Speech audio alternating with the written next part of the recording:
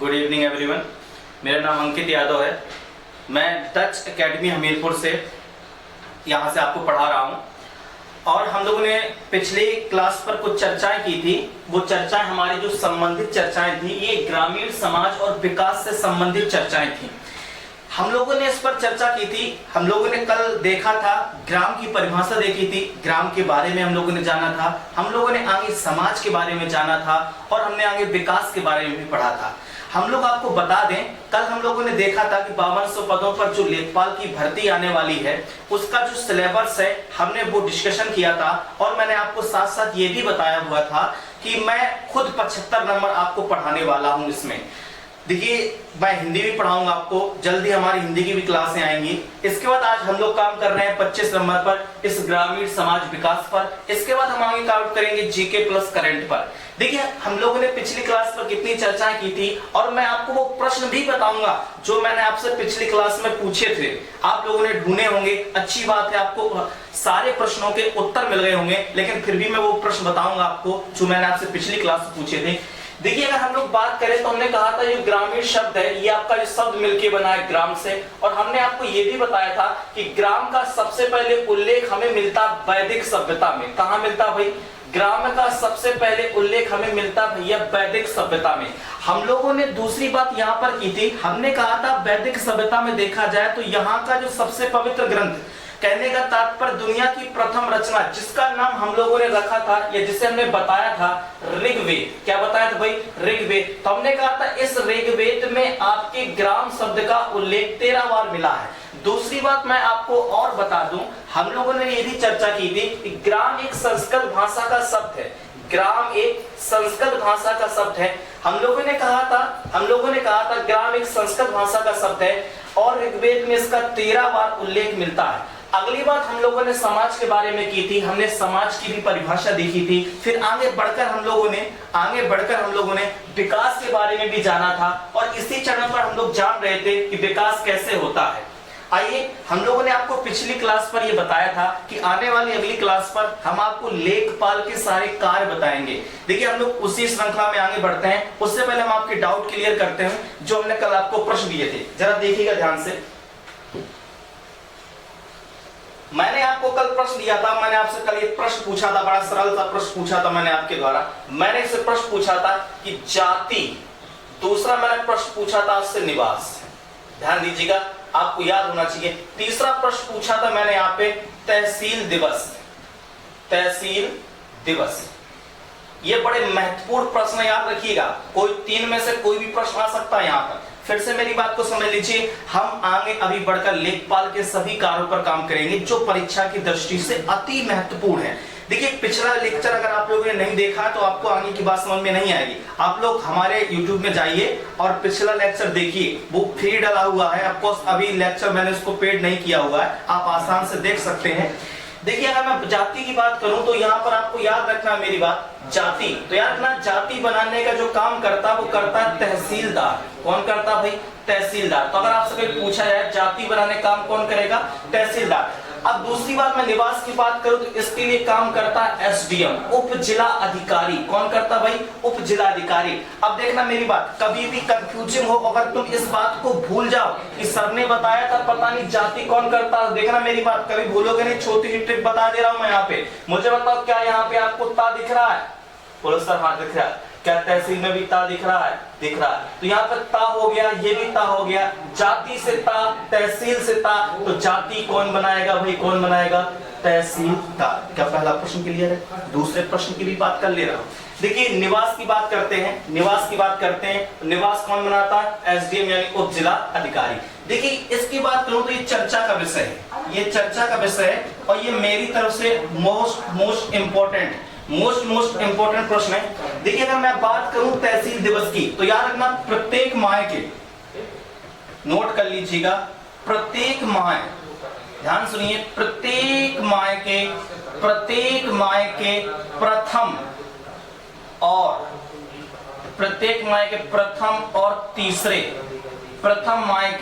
प्रथम और तीसरे मंगलवार को हम लोग तहसील दिवस मनाते हैं। लेकिन यहां से जो याद करने वाली चीज है, नोट करने वाली चीज है, वो चीज ये है कि उत्तर प्रदेश के मुख्यमंत्री, उत्तर प्रदेश के सीएम माननीय योगी आदित्यनाथ जी ने इस तहसील दिवस का नाम बदलकर, देखिए तहसील दिवस का नाम बदलकर 2017 में तहसील दिवस का नाम बदलकर इसे संपूर्ण समस्या दिवस के रूप में मनाने की घोषणा की है।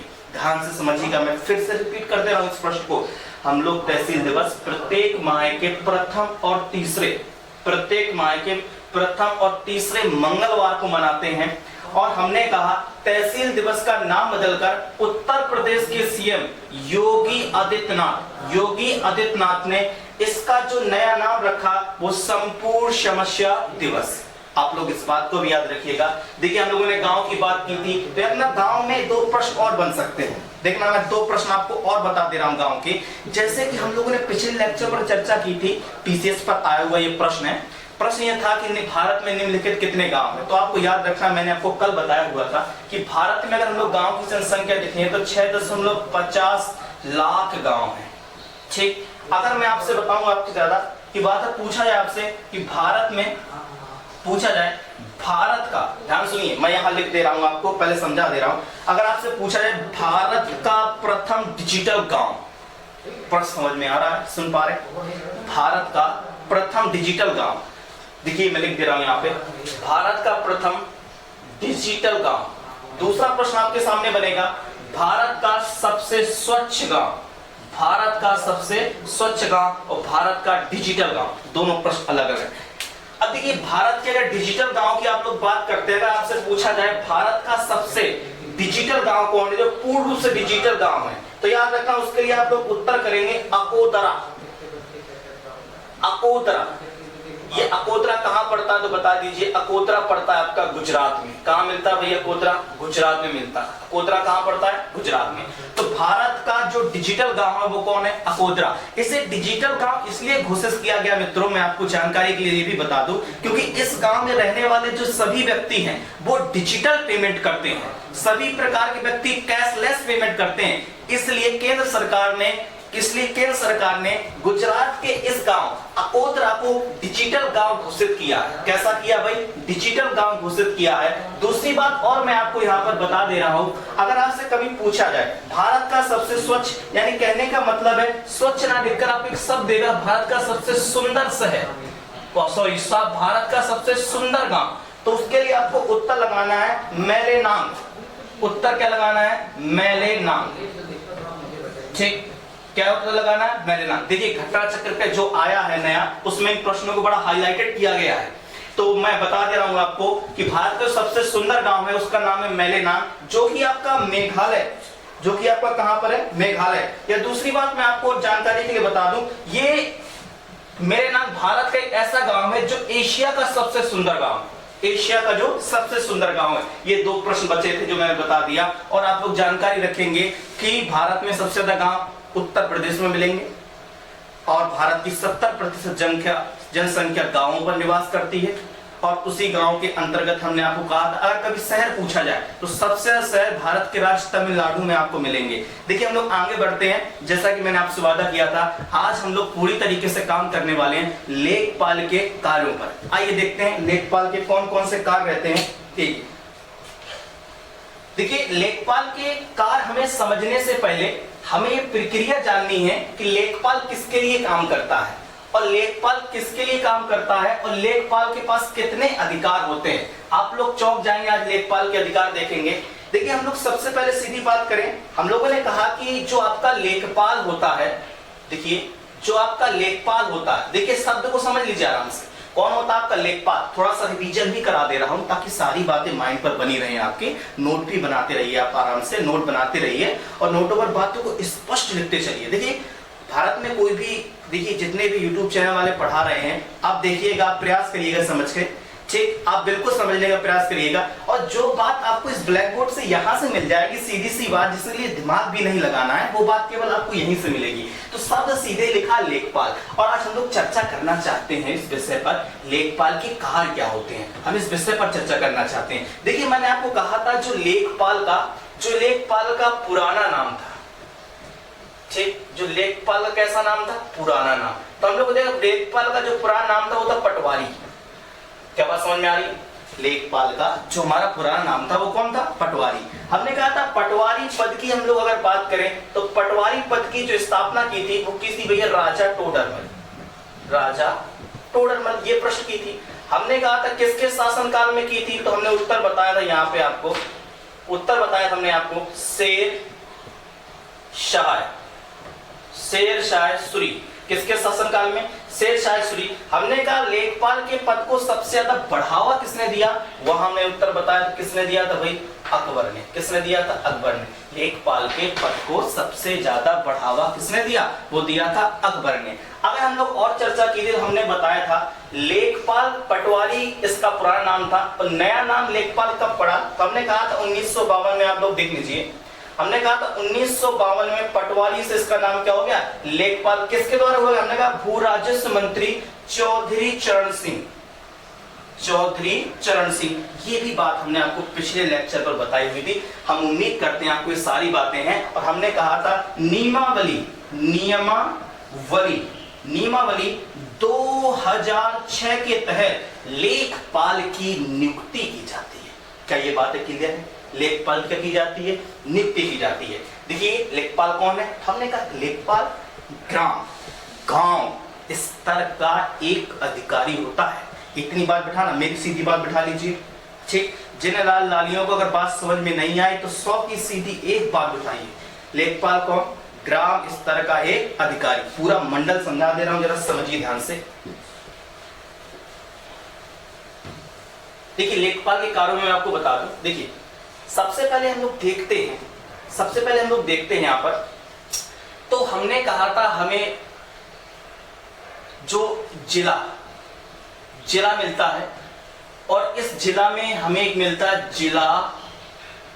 जिलाधिकारी। ये बात समझ में आ रही है? जिसे लोग डीएम कहते हैं। जिला है, जिला में कौन है भाई? जिलाधिकारी। ये बात क्लियर होगी। हमने कहा एक जिला में कई मात्रा में तहसीलें हो सकती हैं, तो हम लोग एक तहसील को उठा लेते हैं। आइए बात करते हैं तहसील। ठीक, तहसील। इस तहसील के अंतर्गत काफी गांव होते हैं। मेरी बात समझ में आ रही है? एक जिला है, एक जिला। देखिए और बड़ी बात करते हैं, ठीक है, समझना, बिल्कुल आसान भाषा में समझा रहा हूं। भारत है तो भारतीय संविधान के भाग 1 अनुच्छेद 1 में लिखा हुआ है भारत राज्यों का संघ। क्लियर होगी मेरी बात? भारत राज्यों का संघ है। तो भारत में उत्तर प्रदेश, मध्य प्रदेश, बिहार, ठीक, महाराष्ट्र, कितने सारे राज्य। उसी प्रकार से एक राज्य के अंतर्गत कितने सारे क्या है? जिला। अकेले हम लोग उत्तर प्रदेश की ही बात कर लें तो उत्तर प्रदेश में 75 जिले हैं। और मैं आपको अगली बात बताऊं तो उसी प्रकार 75 जिलों में प्रत्येक जिला के अंतर्गत क्या आती है? तहसील आती है। और इस तहसील का जो अधिकारी होता है वो होता है एसडीएम, बोले तो उप जिला अधिकारी। और इस उप जिला अधिकारी के नीचे जो काम करता है, इस उप जिला अधिकारी के नीचे जो काम करता है वो होता है आपका तहसीलदार। कौन होता है भाई? तहसीलदार। तहसीलदार जो किसको रिपोर्ट करता है?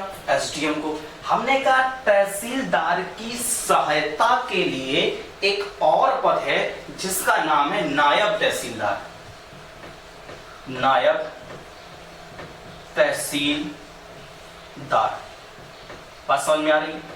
और नायब तहसीलदार से हमने लोगों ने इस तरीके से बात की थी, ठीक। अगर मैं आपको इस प्रकार बता दूं तो हमने कहा था यहां पर एक व्यक्ति मिलेगा जिसका नाम है कानूनगो।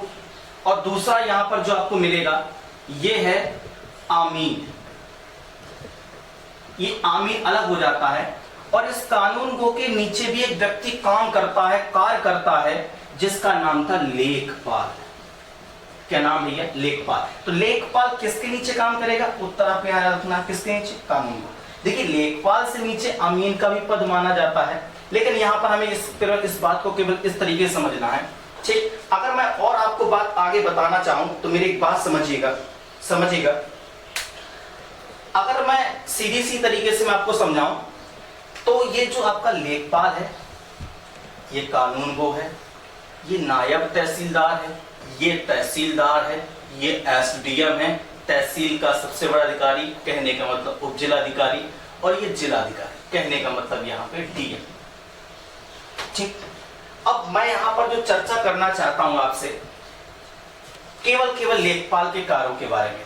ठीक, अब देखिए लेखपाल का कार्य क्या होता है। अगर हम लोग केवल लेखपाल के कार्य समझ लेंगे तो इसके भी कार्य समझ में आएंगे, इसके भी कार्य और इसके भी कार्य। देखिए जरा ध्यान से लेखपाल के कार्यों पर बात करते हैं। देखिए लेखपाल के कार्यों पर हम लोग अगर बात करें, थोड़ी सी चर्चा करें, तो लेखपाल 3 प्रकार के काम करता है। कितने प्रकार के? 3। वो 3 प्रकार के कार्य कौन से होते हैं, किससे संबंधित होते हैं? पहला काम जानिए, राजस्व संबंधी कार्य। लेखपाल कितने प्रकार से काम करता है? 3 प्रकार से। कान पर बात को बिठाइए, लेखपाल 3 प्रकार से काम करता है। पहला राजस्व संबंधी कार्य। देखिए राजस्व संबंधी कार्यों की बात करें, लेखपाल के राजस्व कार्य, लेखपाल के राजस्व कार्य कौन कौन से होते हैं इसको आप लोग नोट करेंगे। अगर हम लोग बात करें तो लेखपाल पहली बात तो तहसील दिवस पर उपस्थित होता है, तहसील दिवस पर उपस्थित होता है लेखपाल। और दूसरी मैं बात करूं आपको, लेखपाल का जो सबसे मोस्ट कार्य है, जो आपको याद करना है और आपको नोट करना है, वो काम ये है कि किए गए कार्य का जो पूरा का पूरा विवरण है, इसकी ये जिम्मेदारी होती है कि ये किसको उपलब्ध कराएगा? कानून को उपलब्ध कराएगा। यहां से प्रश्न सीधे सीधे आपको निकल कर आ रहा है कि लेखपाल आपका किसको रिपोर्ट करता है? कानून को करता है, या कानून को ना कर लेखपाल रिपोर्ट एसडीएम को भी कर सकता है। ठीक, अगर हम लोग दूसरी बात करें, इसका जो दूसरा मोस्ट इंपोर्टेंट कार्य है, याद रखना, अगर किसी प्रकार का अतिक्रमण होता है, किसी प्रकार का अतिक्रमण होता है, तो अतिक्रमण की जांच कौन करता है?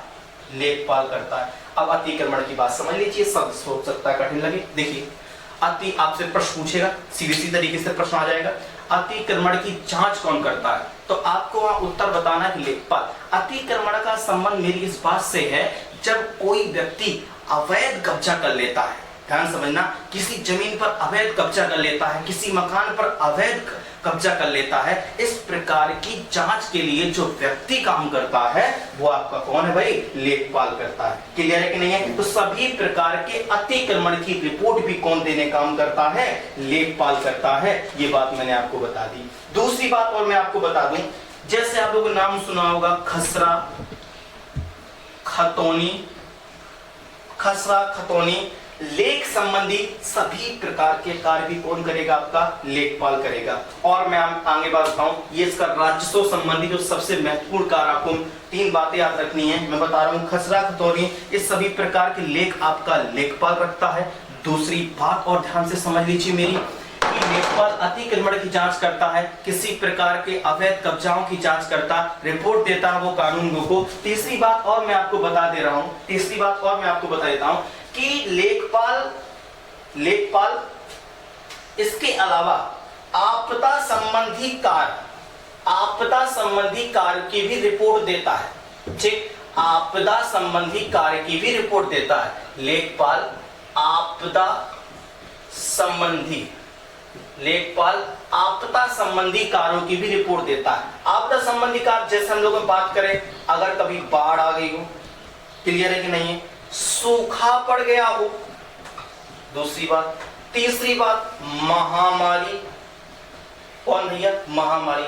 तो याद रखना, जिस प्रकार से केंद्र सरकार इस समय कोरोना वायरस से जूझ रही है, पूरा विश्व कोरोना वायरस से जूझ रहा है, तो इस प्रकार की जो जानकारी है गांव-गांव से जो जुटाने का काम करेगा वो कौन करेगा? लेखपाल किसको रिपोर्ट करेगा? कानून को, और कानून को रिपोर्ट किसको कर देगा? एसडीएम को।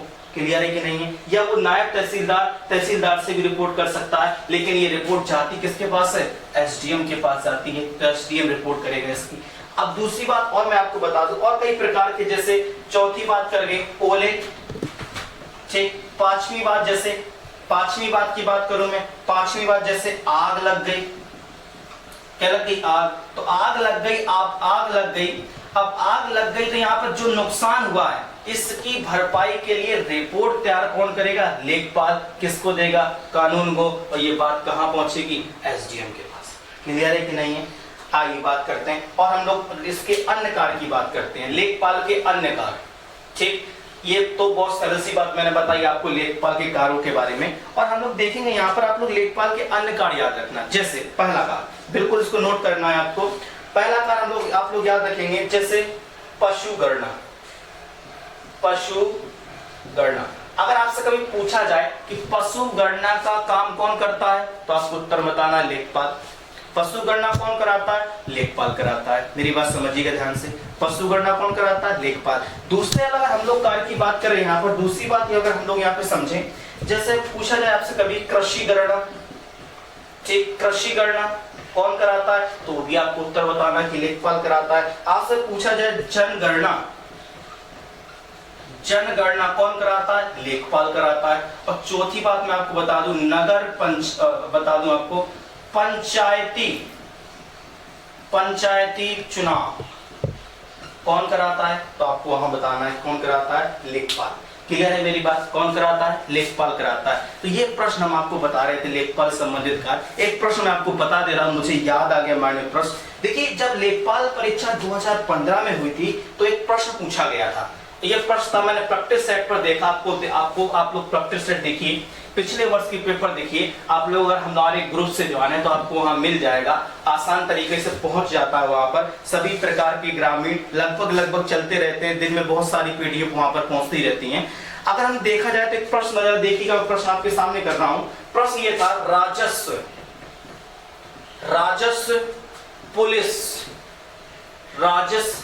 पुलिस के रूप में कार्य कौन करता है? राजस्व पुलिस के रूप में कार्य कौन करता है? राजस्व पुलिस के रूप में कार्य कौन करता है? कि 2015 लेखपाल का प्रश्न है। तो यहां पर विकल्प दिया था आपको, उप निरीक्षक, दरोगा। तीसरा विकल्प था आपके सामने, सिपाही। चौथा विकल्प था आपके सामने, पटवारी। क्या मेरी बात समझ में आ रही है? ये 4 विकल्प दिए थे। राजस्व पुलिस के रूप में जो कार्य करता है, उपनिरीक्षक, दरोगा, सिपाही या पटवारी, ये प्रश्न आपके सामने आया था। तो यहाँ पे आपको जो उत्तर लगाना था, उसका उत्तर ये था कि उत्तर कौन करता है? पटवारी यानी लेखपाल। जो लेखपाल है क्या करेगा भाई? लेखपाल क्या करेगा? तो याद रखना, लेखपाल को राजस्व पुलिस के रूप में कार्य करता है, इसलिए हमको इसे राजस्व पुलिस कहते हैं। और तुमसे कभी पूछा जाए राजस्व पुलिस के नाम से किसे जानते हैं, तो उत्तर को कौन लगाना है? पटवारी यानी लेखपाल के लिए आपको उत्तर लगाना है। चलिए, हम लोग एक छोटी सी बात और कर ले रहे हैं। देखिए, लगान का जो कार्य करेगा, देखिए हम आपको बता दें कि जो कानून वो होगा, कानून वो जो भी आपको मिला था, कानून वो जितने प्रकार के आदेश देगा, जो उसको एसडीएम से आदेश मिलेंगे, सभी प्रकार के आदेशों पर जो कार्य करेगा वो लेखपाल करेगा। लेकिन आदेश कौन देगा? कानून को। देखिए, लगान की बात करेंगे तो यार ना, लगान का लेखा जोखा, लगान की वसूली लेखपाल नहीं करता। अगर तुमसे पूछा लगान की वसूली कौन करता है, तो उत्तर वहां बताना अमीन। लगान की वसूली कौन करेगा? अमीन। देखिए, मैं एक छोटी सी बात रहेगा, ये मैं उसको भी पूरा कर दे रहा हूं। आप लोगों ने नाम सुना होगा BDO, खंड विकास अधिकारी की बात करेंगे हम लोग। ये ब्लॉक स्तर का अधिकारी होता है और इसका जो कार्य होता है, देखिए इसके कार्य समझ लीजिए। जैसे गांव की स्वच्छता काम कौन करता है, तो उत्तर आप बताओगे BDO काम करता है। दूसरा प्रश्न इसका याद रखना, मैं इसको मोस्ट लगा दे रहा हूं, जो बता रहा हूं मैं आपको, ठीक, जन्म, मृत्यु, विवाह, इस प्रकार के लेखा जोखा कौन रखता है, तो वहां भी उत्तर आपको कौन बताना भाई? BDO। अगर एक अगला प्रश्न पूछा जाए आपसे, कृषि उद्योग कौन करेगा भाई? BDO। चौथा आपको बता दे रहा हूं इसका कार्य, बाल कल्याण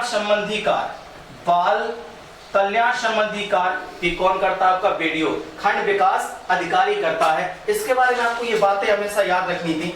अब देखिए, हम लोग आपको एक बात बता दे रहे हैं, आगे चलते चलते एक बात बता दे रहे हैं कि BDO के बारे में या खंड विकास अधिकारी के बारे में केवल इतना ही प्रश्न बन सकते हैं जो मैंने बताया।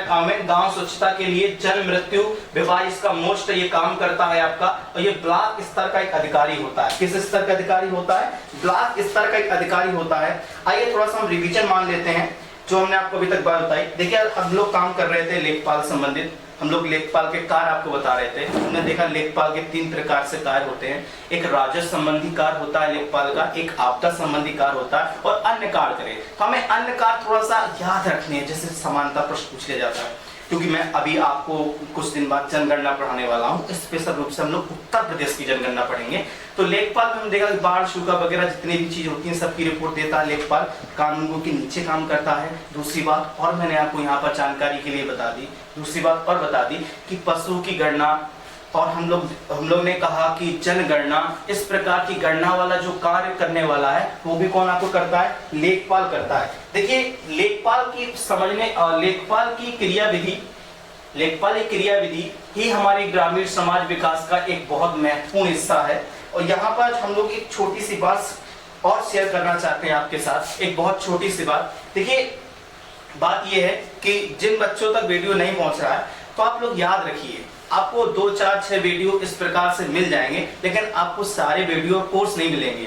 ठीक, जो हमसे जुड़े हैं पूरी तरीके से, जो जुड़ना चाहते हैं और जो जुड़ेंगे, हम उनको एक अपनी जिम्मेदारी के तहत, पर्सनल गाइड के तहत हमें उनको कितने मॉडल पेपर देने हैं, क्या करना है। मंडे से आपको मैथ्स की क्लास भी मिलने लगेगी और मंडे से मेरी भी 2-3 क्लास मिलेगी। हम लोग हिंदी भी स्टार्ट कर देंगे। अभी केवल हम लोग चर्चा कर रहे हैं ग्रामीण समाज विकास पर और इसलिए कंटिन्यू चर्चा करते रहेंगे। देखिए अगर हम लोग एक सिंपल सी बात बताएं तो मैं आपको एक बात बताना चाहता हूं, हम एक चीज समझनी है आपको, स्थानीय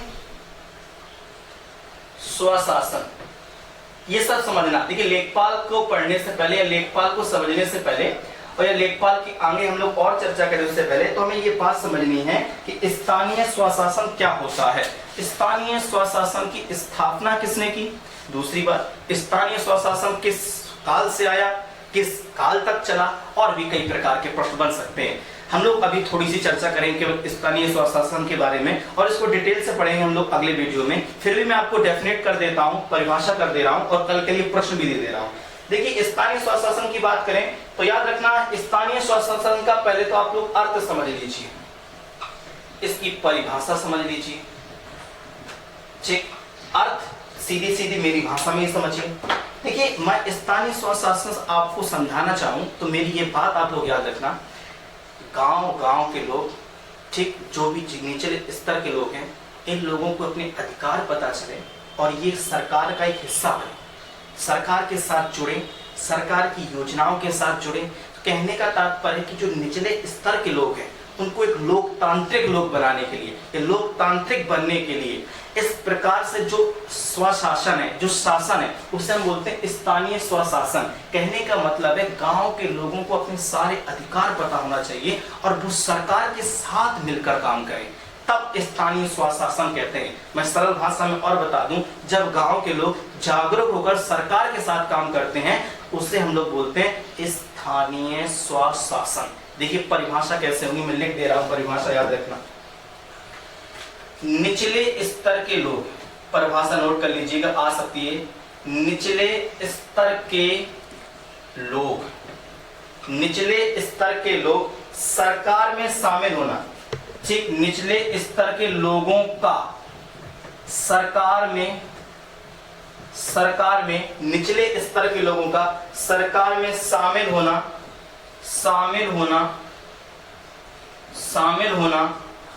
जिससे या लोग लिख सकते हैं जिसमें विकेंद्रीकरण की क्रिया,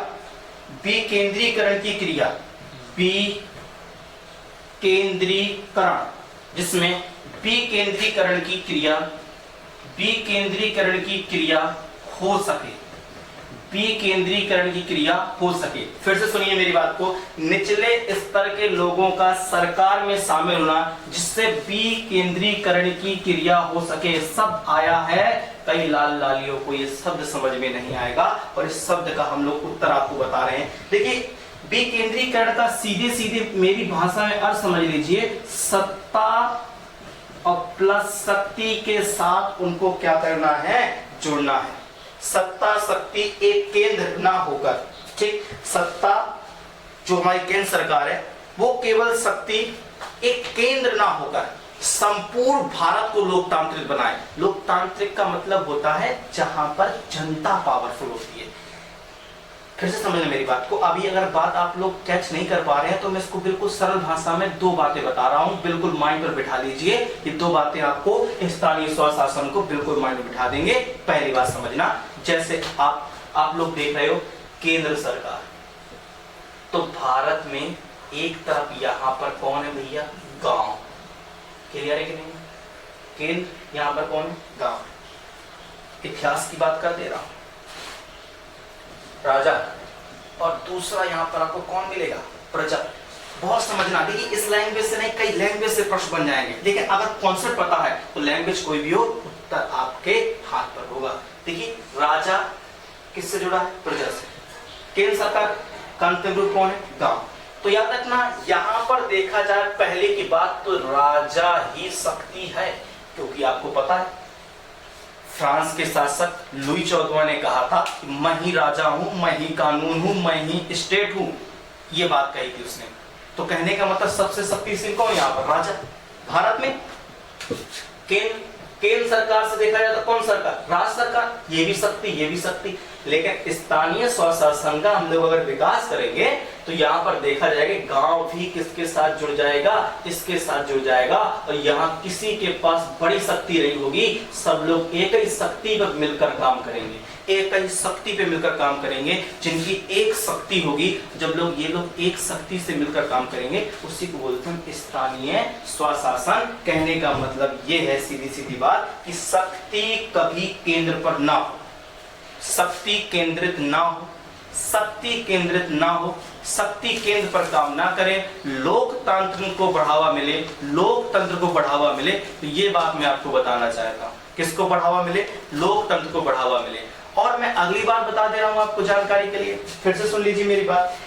आप लोगों ने सुना होगा, देखिए मैं मिटा दे रहा हूं इसको, परिभाषा आप लोग नोट कर लेंगे। शक्ति केंद्र पे नहीं करनी है, यही हमारा प्रयास है, ये हमें उद्देश्य है हमारा स्थानीय स्वशासन का।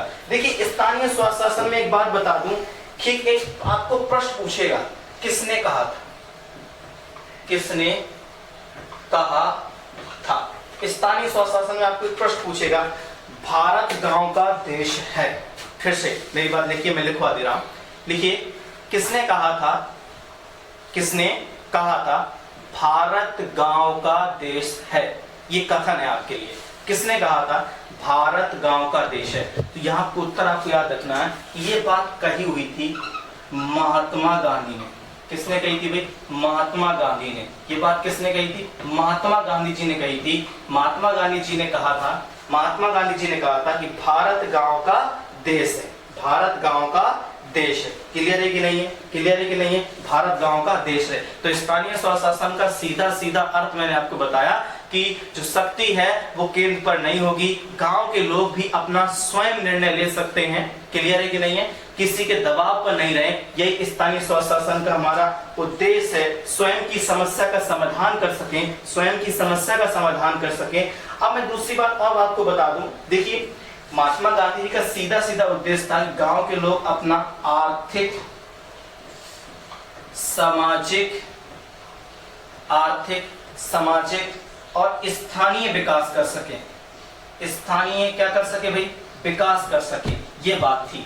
हम लोग बात कर रहे थे स्थानीय स्वशासन, स्थानीय स्वशासन की बात कर रहे थे। यहाँ पर हमें उद्देश्य था कि आर्थिक और सामाजिक और स्थानीय क्या हो सके, उनका भाई विकास हो सके, वह स्वयं की समस्या का समाधान कर सके, ये हमारा उद्देश्य था स्थानीय स्वशासन का। देखिए अब यहाँ पर मैं आपको 4 प्रश्न बता रहा हूँ, ठीक, अगली क्लास पर हम लोग चर्चा करेंगे, लेकिन फिर भी बता दूं, अगर आपसे कभी पूछे स्थानीय स्वशासन किस काल से आया, किस काल से, तो ना स्थानीय स्वशासन की जो हमें झलक मिलती है, या स्थानीय स्वशासन हमें जो मिलता है, एक राजा के द्वारा, राजा शक्ति ना होकर जनता के साथ भी काम कर रहा है, जनता अपनी समस्या को समाधान करने के लिए निर्णय ले सकती है। तो ये बात हमें मिलती है भैया मौर्य काल से।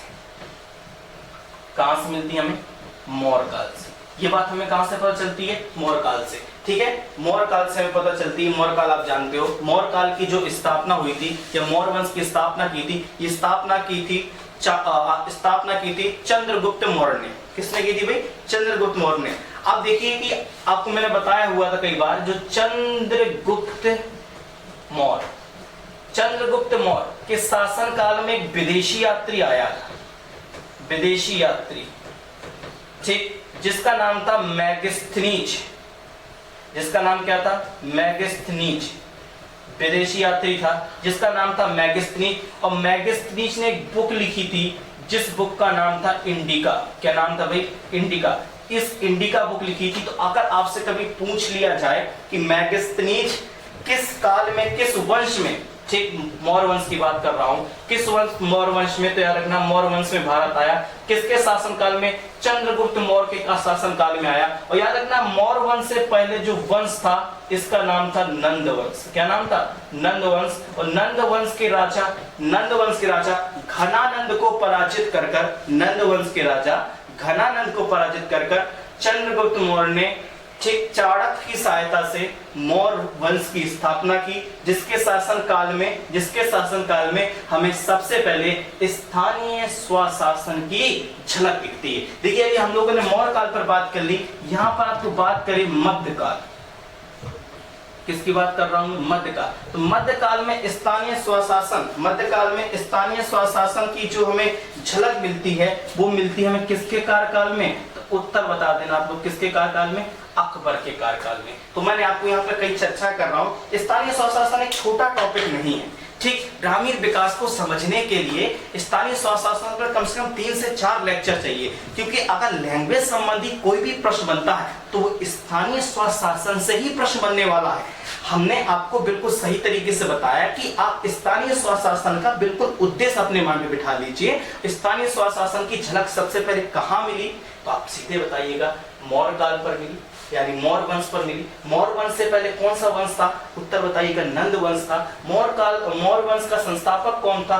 चंद्रगुप्त मौर्य था। ये समान प्रश्न, जीके के अंतर्गत प्रश्न आते हैं, बहुत सिंपल से प्रश्न, इसलिए मैं बता दे रहा हूं यहाँ पर, ठीक, क्योंकि इसी वर्ष आप लोग देखा होगा पिछले वर्ष 2015 में अशोक से संबंधित जो प्रश्न आया था।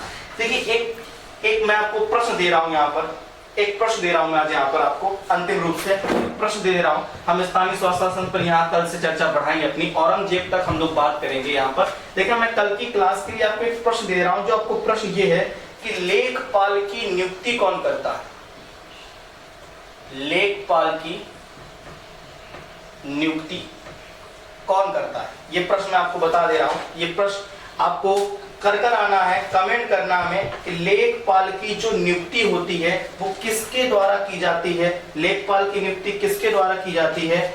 आप लोग आएंगे तो हम आपको और भी सारे प्रकार के प्रश्न देंगे, लेकिन आपको ये प्रश्न कल करके आना है कि लेखपाल की नियुक्ति कौन करता है। याद रखना, मैं आपको विकल्प भी दे रहा हूं यहाँ पर, विकल्प भी दे रहा हूं, ठीक।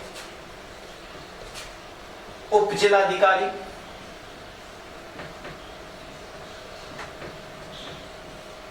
दूसरा तहसीलदार, तीसरा कानून गो,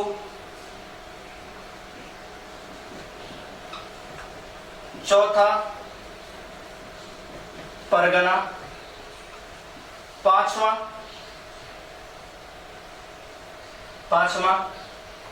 ए और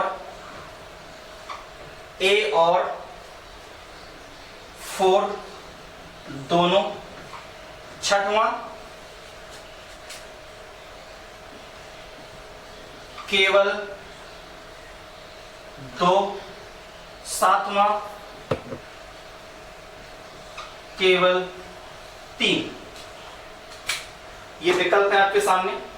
हालांकि यूपी ट्रिपल एस इस प्रकार के विकल्प नहीं बनाती, लेकिन मैंने बता दिया है। ये प्रश्न आया कुछ दूसरी तरीके से था, लेकिन मैं आपका माइंड जानना चाहता हूं कि आप लोग कितना अध्ययन कर रहे हैं और कौन सा YouTube चैनल वाला आपको पढ़ा रहा है, या आप लोग जिससे भी पढ़ रहे हैं, क्योंकि YouTube चैनल काफी समस्या में है। तो मैं एक बात और आपको अंतिम रूप से बता दे रहा हूं कि आप लोग चाहे जितना पढ़िए और खूब पढ़िए आराम से। मेरे पूरा सिद्धांत है, मैं आपको बता दे रहा हूं। जिन लोगों ने पेड क्लास ली है, जो लोग पेड क्लास लेंगे, उनकी हमारी पूरी जिम्मेदारी है। हम एक एक बात उनको पूरी कराएंगे, एक एक शब्द पर चर्चा चलेंगे। हम लोग इसके बाद हम लोग इसके बाद बिल्कुल सामान इसी तरीके से अपनी क्लासें चलाते चलेंगे। हम आपको पीडीएफ भी देते चलेंगे, साथ साथ आपको कंप्लीट कराते चलेंगे। अगले हमारी मंडे से और सारी क्लासें भी आपको मिलने लगी, बिल्कुल समान भाषा में सारी बातें समझाएंगे। आपकी कोई भी समस्या है तो आप बिल्कुल हमें अपनी समस्या बताइए, हमारी अपनी कोई भी समस्या बताइए, हम आपकी समस्या का पूरा समाधान करेंगे बिल्कुल सही तरीके से। कुछ भी हो, लेखपाल आपको, आप केवल इतना समझ लीजिए, ठीक, जीवन में मोटिवेट रहा करिए। अगर मोटिवेट रहते हैं तो वास्तव में कुछ काम बहुत सरल हो जाते हैं। मोटिवेट इतनी बड़ी शक्ति है कि इंसान को भूख नहीं लगती है। आप समझ सकते हैं आप लोग कि इंसान दिन में खाता नहीं, क्यों नहीं खाना खाता है? क्योंकि मोटिवेट है, उसे लगता है कि मुझे पहले कार्य करना है, खाना तो ऐसा बाद में खा लूंगा। तो यार अपना सीने पर एक आग जलाइए, तो इतनी बड़ी आग जलाइए कि हम लोग जब तक सफल नहीं होंगे, जब तक सफलता हमारे हाथ में नहीं होगी, जब तक हम लोग आराम से बैठने वाले नहीं है। मेरी आज की अंतिम एक बात रखना, सफलता, जो लोग जिनको जॉब मिल गई बड़ी अच्छी बात है, आसान से सेटल है, ठीक है, आप लोग सेटल रहिए। और पीछे लोग भाई प्रयास कर रहे हैं। देखिए एक व्यक्ति यहाँ पर जो सफल बैठा हुआ है, एक असफल व्यक्ति है, दोनों में केवल इतना फर्क है, ठीक, ईश्वर ने दोनों को समान बनाया, केवल अर्थ, केवल यह फर्क इतना है कि ये जो व्यक्ति है ये सफल है, ये कैसा है? असफल है। लेकिन सफलता ना इसकी रिश्तेदार है ना इसकी रिश्तेदार है, ठीक, क्लियर है कि नहीं? सफल व्यक्ति की भी सफलता रिश्तेदार नहीं है। बस इतना समझ लीजिए कि सफलता का केवल इतना अर्थ है कि उस व्यक्ति ने काफी मेहनत की हुई है, ठीक, हार्ड वर्क किया गया। क्योंकि असफलता क्या दर्शाती है? आपसे कोई पूछे सफलता की परिभाषा, सब लोग बता दें। असफलता केवल इतना दर्शाती है कि सफलता का प्रयास अभी पूरे मन से नहीं किया गया, इसलिए आज आप असफल। जिस दिन प्रयास पूरे मन से होगा आप भी सफल हो जाएंगे। मिलते हैं अगले लेक्चर पर और हम लोग काम करेंगे इसके आगे ही। ये आप प्रश्न करके आइएगा, देखिए ध्यान सुनिएगा, बड़ा टेक्निकल प्रश्न है, इसको समझिएगा। मिलते हैं अगले लेक्चर पर। Thank you for watching this video.